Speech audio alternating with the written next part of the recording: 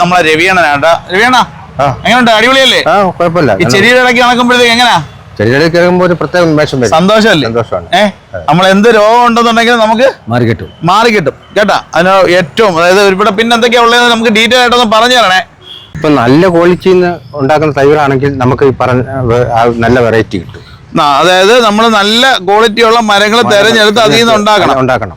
രവിയണ്ണ നമസ്കാരം. നമ്മളിപ്പോ എവിടാ നിൽക്കുന്നത്? നമ്മളിപ്പം കുമാർ നഴ്സറിയുടെ നഴ്സറിയില്ല, കുമാർ നഴ്സറിയിലാണ് നിൽക്കുന്നത്. മേടേമുക്ക് നഴ്സറിയിലാട്ടോ. അതാണ് ഇവിടെ ഏതൊക്കെയാണ് മാവ് ഇരിക്കുന്നത് പറയുന്നത്?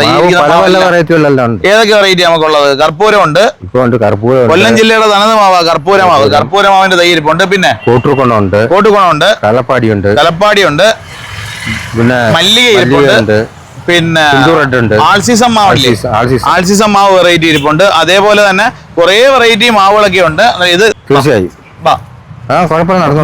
നമുക്ക് ചെടി കൂട്ടുണ്ട്. അതാണ് കേട്ടില്ലേ? അതിന് ഇതേപോലെ അതാണ്ട് ഇത് തായ്ലൻഡ് പ്ലാവല്ലാണ്. ഇത് വിയറ്റ്നാം എയർലി ഗോൾഡ് ഷീപ്പൊക്കെ തായ്ലൻഡ് വെറൈറ്റി വേറെ അവിടെ ഇരിപ്പുണ്ട്.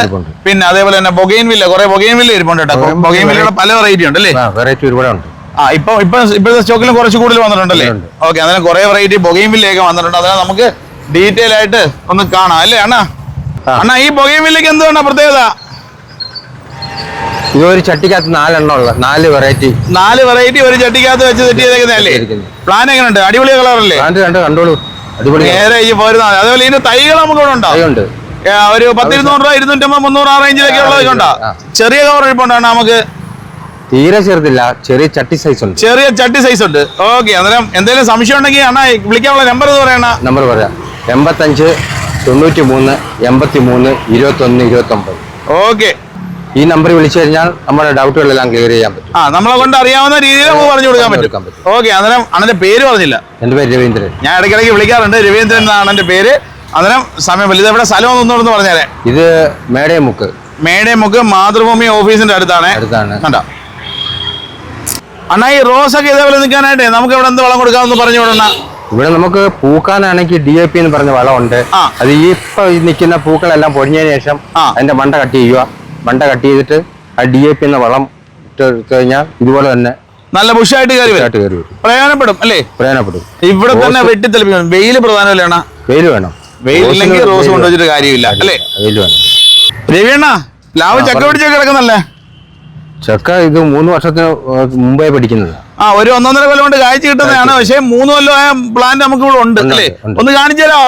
പിന്നെ നമ്മൾ വെച്ച ആദ്യമേ തുടങ്ങിയ സമയത്ത് വെച്ച പ്ലാവ് ഉണ്ട് കേട്ടോ. ആ പ്ലാവ് നമുക്ക് ഇവിടെ കാഴ്ച വെപ്പുണ്ട്. ആ പ്ലാന്റ് നമുക്കൊന്ന് കാണാം. അതേപോലെ തന്നെ ഇതുകൊണ്ട് അതുണ്ടല്ലേ അണ്ണാ? ഈ പ്ലാവ് ഇത് ആദ്യമായിട്ട് വെച്ചതല്ലേ? അതാണ്. ഈ പ്ലാവ് മേടേമുക്ക് നഴ്സറിയിൽ നമ്മൾ തുടങ്ങുന്ന സമയത്ത് ഈ വിയറ്റ്നാം എയർലി ഗോൾഡ് വരുന്ന സമയമാണ്. ആ സമയത്ത് ഒരു തൈ എടുത്ത് ഞങ്ങൾ വെച്ചതായിരുന്നു. അടിപൊളിയായില്ലേ? 3 വർഷത്തിന് മുമ്പേ. ഫ്രണ്ട് തെളിവ് സഹിതമാണ് തരുന്നത്. അല്ലാതെ ഏതെങ്കിലും ഒരു തൈ എടുത്ത് വെച്ചിട്ട് വലിയ കാര്യമൊന്നും ബഡ്ഡാന്ന് പറഞ്ഞിട്ട് കാര്യമില്ല. അപ്പൊ പിന്നെ അങ്ങനെ ഇത് വെക്കുമ്പോൾ ശ്രദ്ധിക്കേണ്ട കാര്യങ്ങൾ കൊണ്ടൊന്ന് പറഞ്ഞേക്കാവണ്ണ. ഇത് വെക്കുമ്പോൾ നമ്മൾ ശ്രദ്ധിക്കുന്നത് ബഡിന് താഴെ വേണം കുഴിച്ചു വെക്കാൻ. അതായത് ബഡ് മോളിൽ നിൽക്കണം. പിന്നെ ഒരിച്ചിരി വിശാലമായിട്ട് തടം എടുത്തിട്ട് മണ്ണൊന്ന് ഇളവി കിടക്കുന്ന സൈസ് വെച്ച് കഴിഞ്ഞാൽ പെട്ടെന്ന് വേരോടും. വെക്കുമ്പോൾ ജൈവവളം ചേർത്ത് വെക്കുക. അതേപോലെ ഒരു സംശയം കൂടെ ചോദിക്കട്ടെ, ഈ വെള്ളക്കെട്ടില് പ്ലാവ് പറ്റത്തില്ലല്ലോ? വെള്ളം കെട്ടി നിൽക്കുവാണെന്നുണ്ടെങ്കിൽ വെള്ളം കെട്ടി നിൽക്കുന്ന സ്ഥലത്ത് പ്ലാവ് പണിയാ അല്ലേ? അതിന് അതും കൂടെ ഒന്ന് ശ്രദ്ധിക്കണം കേട്ടോ. ആളുകൾ വയ്ക്കുമ്പോഴത്തേക്ക് ശ്രദ്ധിക്കേണ്ട ഒരു കാര്യമാണ്, വെള്ളക്കെട്ടുള്ളിടത്ത് പ്ലാവ് വെച്ച് കഴിഞ്ഞാൽ ഇതിന്റെ വേര് അഴുകിപ്പോകാനുള്ള സാധ്യതയുണ്ട്. അന്നേരം അതും കൂടെ ഒന്ന് ഓർക്കുക. അന്നേരം രവിയണ്ണ സന്തോഷല്ലേ? ഹാപ്പി അല്ലേ? പിന്നെ സന്തോഷല്ലേ? ഇതുപോലൊക്കെ കാഴ്ച വെക്കുന്ന കാണുന്ന എന്റെ സന്തോഷമല്ലേ? അല്ലേ? മനസ്സിനൊരു സമാധാനം. നമ്മൾ വെച്ചിട്ട് നമ്മളുടെ മുമ്പിൽ തന്നെ അത് കാഴ്ച വെക്കുമ്പോൾ അതിനൊരു പ്രത്യേകതയാണ്. അടിപൊളി. ഓക്കെ അണ്ണ.